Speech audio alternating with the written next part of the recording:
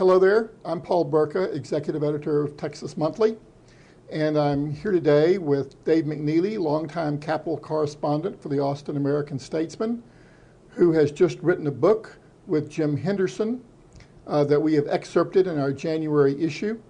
It is a biography of Bob Bullock, late Lieutenant Governor of Texas, promoter of George W. Bush as president, sometimes scoundrel, sometimes legend.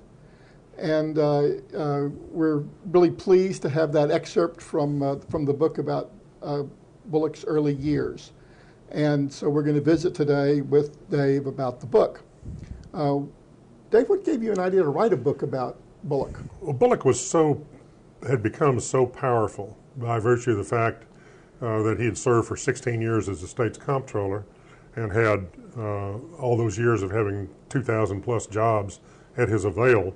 He was able to not only create a lot of patronage, but he also had sort of a loyal people scattered all over the state. By the time he became lieutenant governor in the election of 1990, he had huge power even before his hand even came off the Bible. The Texas lieutenant governor is the most powerful lieutenant governor of any state in the country, and Bullock used those powers and just honed them to a new edge. What was it that gave him legendary status? And maybe some of the people watching today don't know this, because when you're away from the Capitol, legends shrink with every step. But certainly inside the Capitol, hasn't been anyone in my lifetime, at least since John Connally, who caught the imagination of people the way that Bullock did, for better or for worse. Yeah, he was what I have here recently have come to call, he was kind of the last Texas government outlaw, gunslinger, pardon me, is a better word than outlaw, because he wasn't an outlaw as such.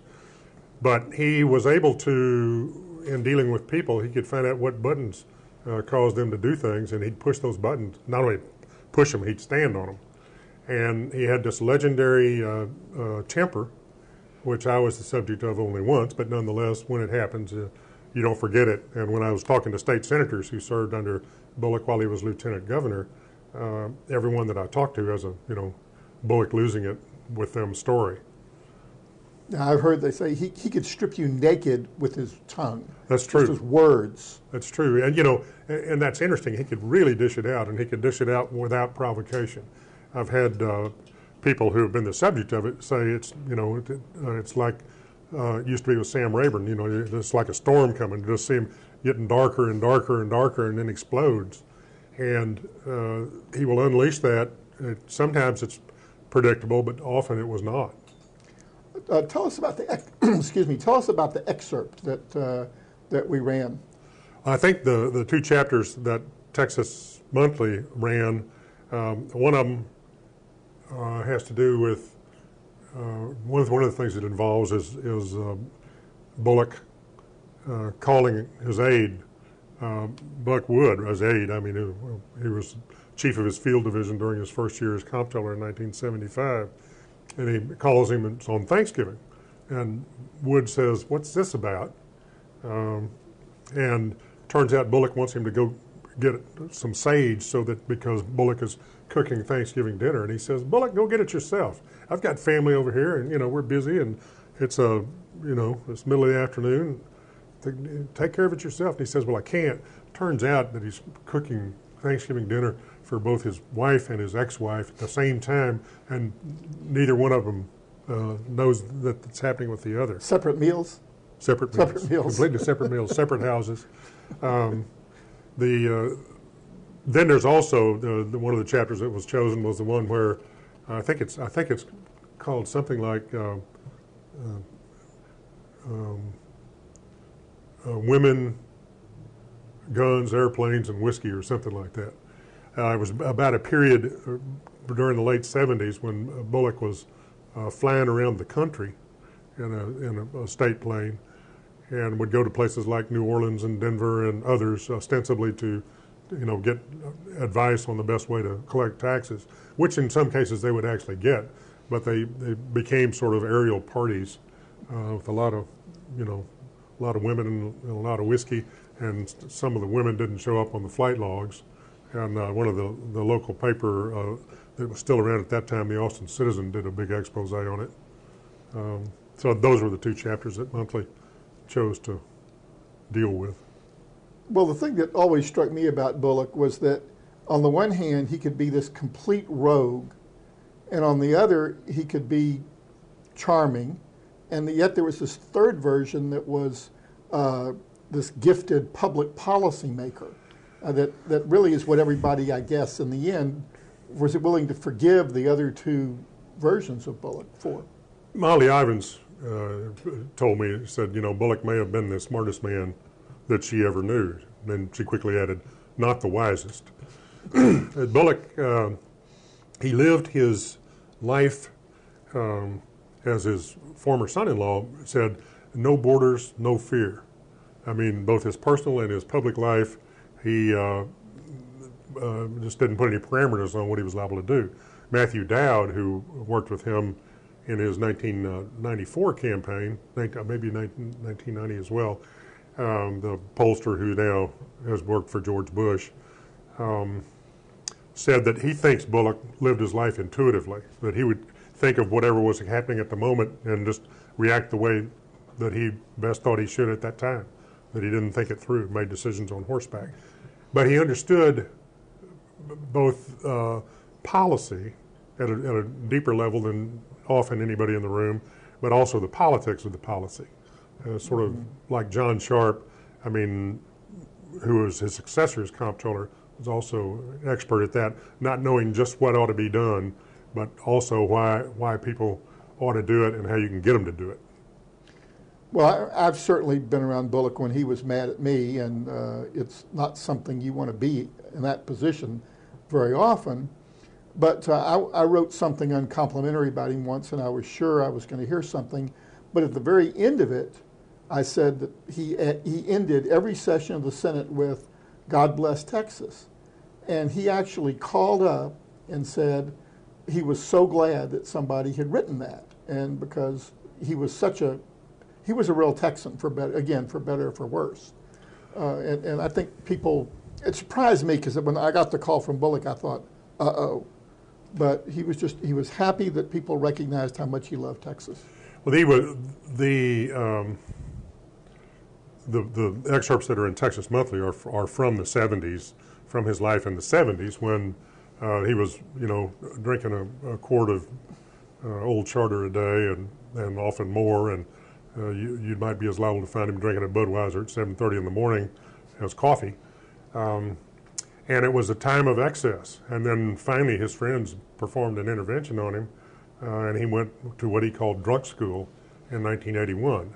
There were some people who thought that he never really quit drinking, but if he didn't, he certainly gave a good imitation of sobriety. But as one of his aides said, before he was a mean drunk, and afterwards he was mean and sober. Mm-hmm. It was sort of like somebody once said when he was going through bypass heart surgery, says, "Are you sure you want to get more blood to that brain?"